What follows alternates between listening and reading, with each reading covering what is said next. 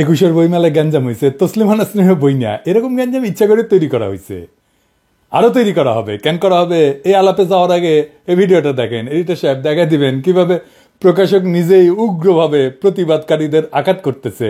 দেখেন।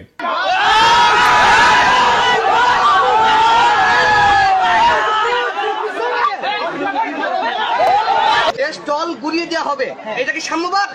এটা কি মানবতাবাদ? স্টল ঘুরিয়ে দাও, স্টল আমরা ঘুরাইতে না না, এই প্রশ্ন দাও।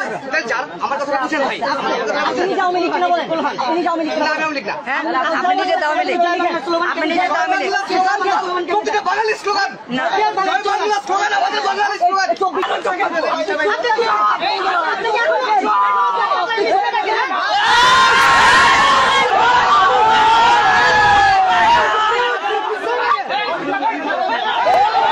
এই ভিডিওটা ভাইরাল হওয়া দরকার ছিল, কিন্তু হয় নাই। এই প্রকাশক ভব সেলটার গায়ে হাত তুলিছে। আবার দেখেন এডিটর সাহেব, সে জয় বাংলা স্লোগানও দিছে, মৌলবাদী গালি দিছে, গায়ে হাত তুলিছে, তারপরে কিন্তু হুজুরেরা স্টল ভাঙে নাই।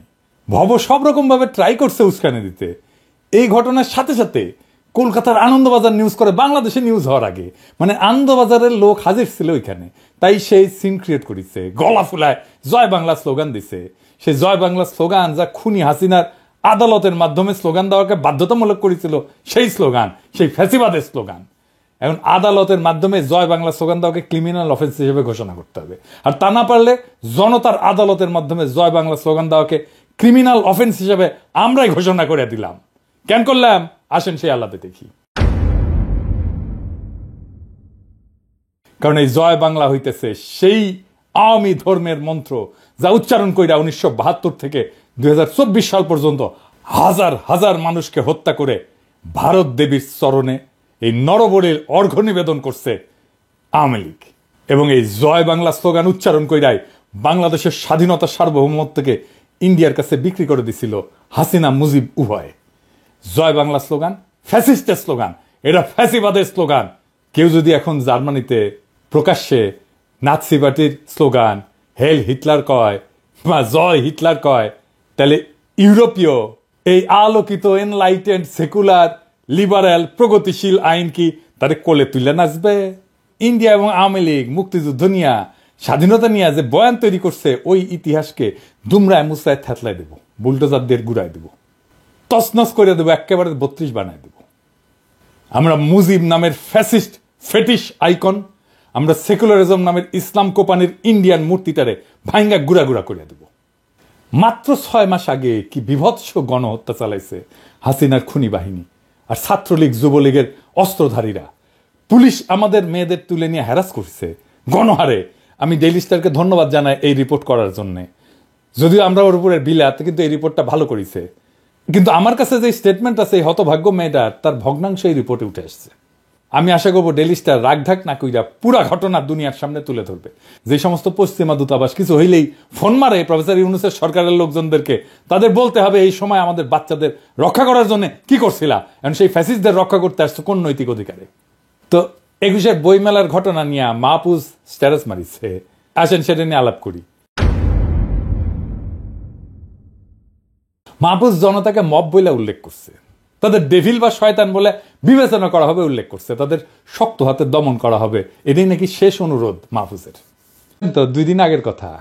আর মাহফুজ, তুমি যে হুমকি দিলা তোমার এলাইকে, তোমার সহযোদ্ধাকে, যে তোমার পাশে দাঁড়ায় বুকের রক্ত ঢেলে দিল হাসিনাকে হটানোর জন্যে, কে উস্কানি দিল সেটা দেখবা না? তোমাদের পশ্চিমা এম্বাসিকে দিয়া ইন্ডিয়া ফোন মারে আর স্ট্যাটাস মাইরা দাও সাথে সাথে। তোমরা যখন গুলি খাইতেছিলে আর দলে দলে মরতেছিলা, বাচ্চা বাচ্চা ছেলে আর মাইয়াদের ব্লকলেট করে তুলে নিয়ে যাইতেছিল, ছাত্রলীগ আর যুবলীগ মুড়ি মুরগির মতো গুলি ছুটতেছিল, হেলিকপ্টার থেকে গুলি ছোড়া হইতেছিল, তখন ফোন মারিছিল তারা হাসিনাকে? জিজ্ঞেস করেছিল? করো একবার, মারে নাই ফোন। তাই পশ্চিমে বাংলাদেশের ইমেজ কি হইল এটা নিয়ে উতলা হইও না, বরং সাকসেসফুলি ফ্যাসিবাদকে নির্মূল করতে পারলে পশ্চিমা লিবারেলরা তোমার গুরু মানবে, তোমার মডেল মাইনা চলবে। ইসলামপন্থীরা রক্ত দিতেছে অনেক আগে থেকে, 2013 থেকে। ওরা হাসিনা মোদিরে ডরায় নাই, ওদের তুমি কিসের ভয় দেখাও মাহফুজ? ওরা কি ডর পায়? পায় না।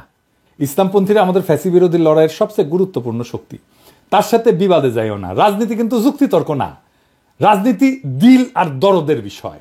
তোমার বন্ধুদের অন্তরের খোঁজ রাখতে হবে। তুমি যাদের খুশি করতে গিয়া পরীক্ষিত বন্ধুদের অন্তরে দাগা দিছো, তারা এটা হতভম্ব, বিষাদগ্রস্ত।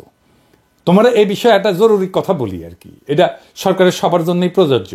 ইসলামপন্থীদের সাথে কেমন আচরণ করবে প্রফেসর ইউনূসের সরকার, সেটা ঠিক করতে পারবে, এটা এখনো মনে হয় ঠিক করতে পারো নাই।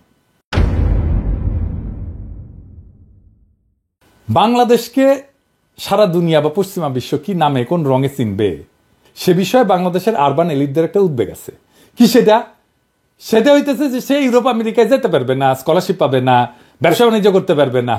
ইসলামপন্থীরা পশ্চিমে যায় না বা যাইতে চায় না তা না, কিন্তু তরুণ ইসলামপন্থী তো মালয়েশিয়া বা তুরস্কে বৃত্তি চায়। আমেরিকান বা পশ্চিমা সাহায্য বন্ধ হইলে ওনারা উতলা হবেন কেন? ইসলামপন্থীরা হবেন না তো। সেই সাহায্য কি ওনারা কখনো পাইছে? যারা সেই তহবিলের কোনো অংশ পায় না, কোনোভাবে পায় না, তাদের কি আসে যায়? পশ্চিমা দাতা গোষ্ঠী সংস্থাগুলা প্রাথমিক, মাধ্যমিক, উচ্চ শিক্ষাখাতে অনুদান দেয়, সরকারি বেসরকারি স্কুল কলেজ ইউনিভার্সিটিতে যায়। মাদ্রাসাগুলোতে একটা ফুটা পয়সাও গেছে? যায়নি। তবে দিতে চাইছে। কখন দিতে চাইছে জানেন? মাদ্রাসা শিক্ষা রিফর্মের জন্য। মানে মাদ্রাসা শিক্ষা আর মাদ্রাসা শিক্ষা বলে চিনতে পারবেন না, শয়তানি দেখেন। কোনো মাদ্রাসায় কম্পিউটার ল্যাব করে দেওয়া যেত না? করছে? করে নাই তো। বাংলাদেশের আরবান এলিটরা মনে করে তার মুসলমান পরিচয় সে পশ্চিমে বিপাকে পড়তে পারে। উল্টা দিকে এই মুসলমান পরিচয় তো ইসলামপন্থীর কাছে স্বপ্নের মতো। ইউরোপ আমেরিকায় ভারতীয় লবির প্রভাবে আপনার সম্মানহানি করতে পারে, কিন্তু কারোর জন্য সেটা তো সুযোগ হইতে পারে। একই পরিচয় দেশের রাজনৈতিক প্রতিষ্ঠান আপনাকে জটিলতায় ফেলবে, অথচ অন্যের জন্য সেটা তো বিশাল সুযোগ, বিশাল স্বপ্ন। সুতরাং আপনার যেটা আতঙ্ক, আপনার যেটা ভয়, আপনার যেটা ডর, অন্যের কাছে সেটা হইতে পারে একটা সুযোগ, স্বপ্ন। তাই আপনি কারে সতর্ক করতেছেন মাহফুজ? আপনি যা বলে সতর্ক করতে চাইতেছেন তাতে ইসলামপন্থীদের কিছু যায় আসে না। পরিস্থিতি অত্যন্ত নাজুক, আমি স্বীকার করি। তবে কথা সত্য, রাজনৈতিকভাবে জিততে হইলে আগেই সাবধান হইতে হবে। তাই শুধু নিজের ক্ষতির কথা না, বরং অন্যের রাজনীতিতে কি ক্ষতি হইতে পারে সেটা তুলে ধরতে হবে। একবার ঘটনা ঘটলে আপনি যেদিকেই যান ক্ষতি হবেই, হয় ভেতরে নয় বাইরে। ধানমন্ডি 32 নম্বর ভাঙাতে বাংলাদেশে ফ্যাসিবাদী শক্তির লাভ হয়েছে না? অবশ্যই হয়েছে। প্রফেসর ইউনূস সরকারের লাভ হয়েছে না? অবশ্যই হয়েছে। ভয়ঙ্কর ব্যক্তিগত ঝুঁকির মুখে পড়ছে কে? অনেকেই পড়ছে। তবে অবস্থা দৃষ্টে মনে হচ্ছে তারা হন্যা হয়ে গেছে আমার উপরে প্রতিশোধ নেওয়ার জন্য। বাসন্তীর জাল পড়া ছবি শেখ মুজিবের গদি নাড়ায় দিছিল। বাংলাদেশ এটার উপকার পাইছে, আজকের বাংলাদেশ এটার উপকার পায়। কিন্তু আফতাব সাহেব যে ছবিটা খিঁচেছিল, নিজের জীবন দিছে, জীবন দিয়ে কাপড়া দিছে তার সাহসী কাজের।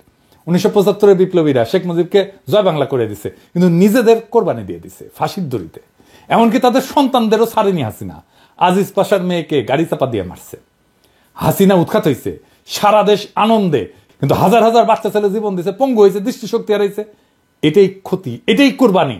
দেশের বৃহত্তর স্বার্থে যারা নিজেকে কোরবানি দিতে প্রস্তুত থাকে, যাদের কাছে শহীদ মৃত্যুই নতুন সম্ভাবনার দ্বার, তারা মৃত্যু ভয় বা জুলুমের ভয় এটা দেখানো কি ঠিক মাহফুজ? ঠিক না। যারা হাসিনা উৎখাতের লড়াই ফোরফ্রন্টে ছিল, যারা 32 নম্বর ধূলিসাৎ করে দিছে, তাদের মৃত্যু পরোয়ানা জারি করবেই হাসিনা আর তার দল। এটা যাই নেই, তারা সেই কাজে নামছে। যাই হোক, হাসিনা উৎখাত হয়েছে, কিন্তু আমাদের আরেকটা লক্ষ্য ছিল ভারতের গোলামি, সেটা থেকে মুক্ত হওয়া। সেটা কি হয়েছে? ভারতের গোলামি বিষয়টা কি সেটা একটু বুঝে দেখে আসেন। ধরেন ভারতের একটা রাজ্য মহারাষ্ট্র অথবা পশ্চিমবঙ্গ, আমরা কি ভারতের গোলাম বলি? বলি না। এমনকি বিহার, পাঞ্জাব, এদের ক্ষেত্রেও বলি না, তাই না? কারণ এগুলো ভারতের রাজ্য। তেমনি আমরা টেক্সাসকে যুক্তরাষ্ট্রে গোলাম বলি না। বরং কানাডা বা ব্রিটেন যখন আমেরিকার পররাষ্ট্রনীতির ছায়ায় চলে, তখন লোকে তাদেরকে তাবেদার বলে, আমেরিকার তাবেদার, যদিও গোলাম শব্দটা ব্যবহার করে না। কিন্তু শেখ মুজিব বা শেখ হাসিনার ক্ষেত্রে ভারতের গোলামি কথাটা যখন আসে, তখন তাদের বাংলাদেশকে ভারতের আরেকটা রাজ্যে পরিণত করতে চাওয়া না, বরং বাংলাদেশকে একটা স্বাধীন রাষ্ট্র ধরে নিয়ে ক্ষমতায় থাকার বিনিময়ে ভারতের প্রতি তাদের আনুগত্য দেখানোর প্রসঙ্গে গোলামি কথাটা বলা হয়। কেন তাদেরকে গোলামি করতে হয়? কারণ তারা বাংলাদেশে জনপ্রিয় না, তারা সবসময় ষড়যন্ত্র করে ক্ষমতায় আসছে। তাই তাদের ক্ষমতায় থাকাটা নির্ভর করে সে কতটুকু গোলামি করতে পারছে। বাংলাদেশের জনগণ যত বেশি তাদের ক্ষমতা থেকে সরাইতে চাইছে, জবাবদিহিতে চাইছে, ততই তারা ভারতের প্রতি আনুগত্যের মাত্রা বাড়ায় দিছে, আর ততই বাংলাদেশের মানুষের উপরে জুলুম হয়েছে। এটাই ভারতের দায়। শেখ মুজিবের বাকশাল আর শেখ হাসিনার অনানুষ্ঠানিক একদলীয় শাসন বা বাকশাল 2.0 এইরকমই ছিল। তারা যখনই ক্ষমতায় যাইতে পারছে, তখনই তারা এই গোলামির এজেন্সি নিছে আর দেশের মানুষের উপরে নির্যাতনের স্টিম লড়া চালাইছে। শেখ মুজিবের আমলে 3 বছরের যে স্বৈরাচার এবং কর্তৃত্ববাদ তৈরি হয়েছিল, হাসিনা সেটাকে টাইনা 15-16 বছরে নিয়ে গেছে। শেখ মুজিব ছিল একজন স্বৈরাচার, আর হাসিনা হইতেছে একটা পূর্ণাঙ্গ শয়তান। এবার আসেন আলাপ করি কেন ধানমন্ডি 32 নম্বর ভাঙাটা জরুরি ছিল। নিজেকে একটা প্রশ্ন করেন, পূর্ব পাকিস্তানের জনগণ যে বিচ্ছিন্ন হয়ে বাংলাদেশ গঠন করলো, এটা কি ন্যায়সঙ্গত ছিল? পাকিস্তানকে দখলদার হিসেবে কখন আমরা দেখা শুরু করলাম? দখলদারকে উৎখাতের জন্য যুদ্ধ করা, এই সমস্ত নৈতিক বৈধতা কোন জায়গা থেকে আসলো? বাংলাদেশের প্রতিষ্ঠা, স্বাধীনতার যুদ্ধ 100% বৈধ ঘটনা। কেন বৈধ ঘটনা? আর এটা বৈধ হয়ে উঠলো কখন? এটা বৈধ হয়ে ওঠে 25শে মার্চের রাতে, তার আগে না। 25শে মার্চ রাতে পাকিস্তান দখলদার শক্তি হিসেবে মাঠে নামে এবং নিজের দেশেরই পূর্বাঞ্চলের নাগরিকদের হত্যা শুরু করে। এই ঘটনায় ইতিহাসে বাংলাদেশ সৃষ্টির বৈধতা দেয়। ফলে পূর্ব পাকিস্তানের নাগরিকদের বাংলাদেশি হয়ে ওঠা এবং দখলদারদের উৎখাতের জন্য যুদ্ধ করাটা বৈধ হয়ে ওঠে। 25শে মার্চের আগে বাংলাদেশ রাষ্ট্র প্রতিষ্ঠার বৈধতা তৈরি হয়নি। তার আগে সংঘাত ছিল, কিন্তু সমঝোতার সম্ভাবনা ছিল পাকিস্তানের কাঠামোর মধ্যেই। 1952 সালে যে গভর্নর হাউস থেকে বাংলাদেশের মানুষের উপরে জুলুম চালানো হয়েছিল, সেই গভর্নর হাউসকে পরবর্তীতে বাংলা একাডেমি বানায় দিল। হাসিনার গণভবনকে যেভাবে জাদুঘর বানায় দেওয়া হয়েছে, ঠিক একইভাবে আইয়ুব খান রাষ্ট্রীয় প্রচারে রবীন্দ্রসঙ্গীত নিষিদ্ধ করলেন, আর পূর্ব পাকিস্তানের মানুষ পুরা দেশ রবীন্দ্রসঙ্গীতে ভাষায় দিল। ফলাফল, আইয়ুব খান টিকে থাকতে পারল না। সমঝোতা হইল, অন্তর্বর্তী সরকার হিসেবে ক্ষমতায় আসলো ইয়াহিয়া। নির্বাচন হইল, পূর্ব পাকিস্তানের জনগণ পাকিস্তানের নির্বাচনেই ভোট দিল, কেউ কিন্তু বয়কট করে নাই। বরং অনেকে আওয়ামী লীগকে জাল ভোট পর্যন্ত দিছিল। ইলিয়াস কাঞ্চন হাসিনার নির্বাচনের বৈধতা দিতে গিয়ে ফট করে সেই কথা বলে ফেলছিল। এই যে ফারুক ভাই যেটা বলেছেন যে 70-এর ইলেকশনের সময় আমরা নিজেরা ক্যাম্প করেছি, এবং আমি ভোটার কিন্তু হইনি, কিন্তু আমি নিজে কিন্তু ফলস ভোট দিয়েছি, এবং 1-2টা না, অনেকগুলোই দিয়েছি। হ্যাঁ, তো সেইভাবেই কিন্তু আজকে এই দেশ কিন্তু যেমন নির্বাচনে পূর্ব পাকিস্তানের নাগরিকরাই জয় হইল। তার 1947 সালে পাকিস্তান গঠনের সময় মূল ভূমিকা রাখছিল, আর 1970 সালে পাকিস্তানের গণতান্ত্রিক ব্যবস্থার মধ্যে ক্ষমতা দখলের সামর্থ্য দেখাইলো, হিম্মত দেখাইলো। তারপর ক্ষমতার দর কষাকষি শুরু হইল, কিন্তু পশ্চিম পাকিস্তানের বেসামরিক সামরিক এলিটরা শেখ মুজিবকে ক্ষমতার আসনে বসতে দিল না। 25শে মার্চে তারা সামরিক হামলা চালালো, পূর্ব পাকিস্তানের সাধারণ নাগরিকদের হত্যা করতে শুরু করলো। এই হামলায় ইতিহাসে বাংলাদেশ রাষ্ট্রের বৈধতা দিল। বাংলাদেশের স্বপ্ন পশ্চিম পাকিস্তানদের বঞ্চনার শোষণ থেকে শুরু হয় নাই, শুরু হয়েছে পাকিস্তানিদের গণহত্যা থেকে। নিপীড়ন, হামলা, যন্ত্রণা ইতিহাসে বিপ্লবের বৈধতা এনে দেয়। হাসিনার জুলুম, খুন, গুম তাকে উৎখাতের বৈধতা দিছে, আওয়ামী লীগকে নিষিদ্ধের বৈধতা দিছে। ইতিহাসে নিপীড়ক শাসকের বাসভবন, ক্ষমতার কেন্দ্র, এটার ধ্বংসের অসংখ্য উদাহরণ আছে, বহুবার ঘটছে। এটাই হইতেছে প্রতীকী প্রতিরোধ, ক্ষমতা অপসারণের প্রতীক বা গণতান্ত্রিক পুনর্গঠনের অংশ হিসেবে এই ঘটনাগুলো ঘটছে। কয়েকটা উদাহরণ দিই। ফরাসি বিপ্লবের সময় রাজতন্ত্রের নিপীড়নের প্রতীক হিসেবে বাস্তিল দুর্গকে জয় বাংলা কইরা দেওয়া হয়। এটা ছিল ফ্রান্সের রাজনৈতিক বন্দিশালা, যেখানে রাজতন্ত্রের বিরোধীদেরকে আটকে রাখা হইতো। দ্বিতীয় বিশ্বযুদ্ধের পরে নাৎসি শাসনের প্রতীক হিটলারের অফিস এবং চ্যান্সেলারি ভবন ধ্বংস করে দেওয়া হয়। এমনকি সোভিয়েত ইউনিয়ন ভাঙ্গা যাওয়ার পরে, সমাজতন্ত্রের পতন হওয়ার পরে সমাজতন্ত্রের সমস্ত প্রতীককে, লেনিনের মূর্তিকে ধ্বংস করে দেওয়া হয়। বাসভবন বা স্থাপত্য নিছক ইট কাঠের গঠন না, এটা রাজনৈতিক ক্ষমতার দমন নীতি এবং মতাদর্শের প্রতীক বটে। মিশেল ফুকো মনে করেন ক্ষমতা শুধু মানুষের মধ্যে না, প্রতিষ্ঠান এবং স্থাপত্যের মধ্যেও নিহিত থাকে। তাই প্রতিবাদ শুধু ব্যক্তি বা সরকার পরিবর্তনের মধ্যে সীমাবদ্ধ না, বরং তার প্রতীক এবং কাঠামোর বিনাশটাও জরুরি। বদ্রিয়ারের মতে রাজনৈতিক ক্ষমতা নিজেকে প্রতীক দিয়ে চিহ্নিত করে। নিপীড়কের প্রতীক ভাঙা তার মানে ক্ষমতার ভিত্তিটাকে নষ্ট করা। জন রলসের একটা ন্যায় বিচার তত্ত্ব আছে, ইংরেজিতে বলে রলসিয়ান জাস্টিস। ইংরেজি যেহেতু কইছে ঠিকই কইছে, তাই না? এই তত্ত্ব অনুসারে যে কাঠামো মানুষের প্রতি অন্যায় করছে তা টিকে থাকার অধিকার রাখে না। তাই একটা ভবন যদি জনগণের দাসত্ব, নিপীড়ন আর গণহত্যার প্রতীক হয়, তা টিকায় রাখা ইতিহাসের প্রতি অন্যায়। হেগেল বলছিলেন ঐতিহাসিক পরিবর্তন সংঘাত সংঘর্ষের মধ্যে দিয়ে আসে এবং প্রত্যেকটা যুগ তার প্রতীক সৃষ্টি এবং ধ্বংসের মধ্যে দিয়ে নতুন কিছু নির্মাণ করে। নিপীড়কের প্রতীক ধ্বংস করা মানে নতুন যুগের সূচনা। নিপীড়কের প্রতীক ধ্বংস করলে জনগণের ভয়ের সংস্কৃতি দূর হয় এবং তারা নিজেদেরকে ক্ষমতাশালী মনে করতে শুরু করে। যেই ক্ষমতা জনগণের কাছ থেকে কাইরা নেয় স্বৈরাচার এবং ফ্যাসিস্টেরা, সেই ক্ষমতা ফিরায় দেওয়া হয় এইভাবেই আমরা জনগণের ক্ষমতা ফিরাই দিছি 32 নম্বর ভাঙ্গা। 32 নম্বর ভাঙ্গার ইতিহাস শতাব্দীর পর শতাব্দী জালেমদের জন্য শিক্ষা হয়ে থাকবে, প্রতিবাদী মানুষের জন্য অনুপ্রেরণার উৎস হইয়া থাকবে। এই লড়াই শুধুমাত্র একটা ভবন ধ্বংসের জন্য না, এটা নিপীড়কের প্রতীক ভাঙার, ইতিহাসের গতিপথ পুনর্গঠনের লড়াই এবং নিপীড়িতের শক্তি দেখানোর লড়াই, তার হিম্মত দেখানোর লড়াই। ইতিহাসে যে ক্ষমতা জনগণের রক্ত চুইসা নিজেদের ক্ষমতার দুর্গ বানাইছে, সেই ক্ষমতার প্রতীক একদিন না একদিন মাটিতে গুড়ায় যায়। এটাই প্রকৃতির বিধান, এটাই ইতিহাসের অনিবার্য সত্য। ফরাসি বিপ্লবের বাস্তিল দুর্গ হোক, নাৎসি শাসনের চ্যান্সেলারি হোক, জারের প্রাসাদ হোক, প্রত্যেকটা নিপীড়ন কাঠামোই একসময় গুড়ায় যায় আর জনগণের রক্তের উপরে দাঁড়ায়। প্রত্যেকটা ভবনের ইট জনতার পায়ের নিচে গুড়া গুড়া হয়ে যায়। ধানমন্ডি 32 নম্বর ভাঙা তেমনই এক ইতিহাসের মুহূর্ত, যেখানে নিপীড়নের প্রতীক বিলীন হইল এবং জনগণ দেখালো ক্ষমতা তাদের হাতে থাকে। হাসিনা এবং তার আওয়ামী লীগ এই প্রতীক হারায় ছটফট করতেছে মরণ যন্ত্রণায়, কারণ তারা জানে প্রতীক ধ্বংস মানে ক্ষমতা হারানোর শুরু, তাদের আদর্শের পরাজয়। তারা জানে একবার জনগণ বুঝে গেলে যে তাদের ভয় দেখায় শাসন করা সম্ভব না, একবার জনগণ বুঝে গেলে যে ফ্যাসিবাদ শুধু ভয়ের উপরে দাঁড়ায় থাকে, তখন ফ্যাসিবাদ আর ফিরে আসতে পারে না। আজকের এই ঘটনা নিছক একটা ভবন ভাঙা না, এটা ফ্যাসিবাদ ধ্বংসের সাইরেন। এটা ঘোষণা দিচ্ছে নিপীড়কের প্রতীক ভেঙ্গা জনগণ নিজেদের ক্ষমতা পুনঃপ্রতিষ্ঠিত করতে শুরু করছে। কেউ ভাবছিল শেখ মুজিব অপরাজেয়, কেউ ভাবছিল হাসিনা অমর, কিন্তু ইতিহাস দেখালো প্রত্যেকটা স্বৈরাচারী শাসকের পতন অনিবার্য। 1975 সালে যারা শেখ মুজিবকে হটাইছে তারা নিজেরা হয়তো কোরবানি হয়ে গেছে, কিন্তু ইতিহাসে তাদের কাজ থেকে শিক্ষা নেওয়া হয়েছে।